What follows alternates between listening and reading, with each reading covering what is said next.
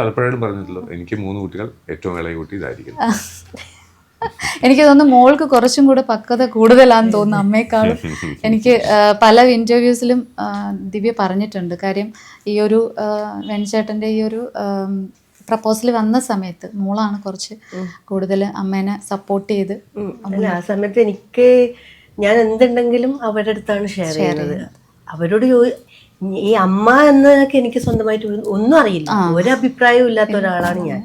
ഇന്ന സ്ഥലത്ത് പോകണമെങ്കിലും ഞാൻ അങ്ങനെ വേണ്ട, ഇന്നാൾ എന്തെങ്കിലും പറഞ്ഞിട്ടുണ്ട് അപ്പൊ ഞാൻ എന്തും ഓപ്പൺ ആയിട്ട്, എനിക്ക് വേറെ ആരും ഇല്ലല്ലോ മക്കളോടാണ് ഞാൻ എല്ലാം ഷെയർ ചെയ്തത്.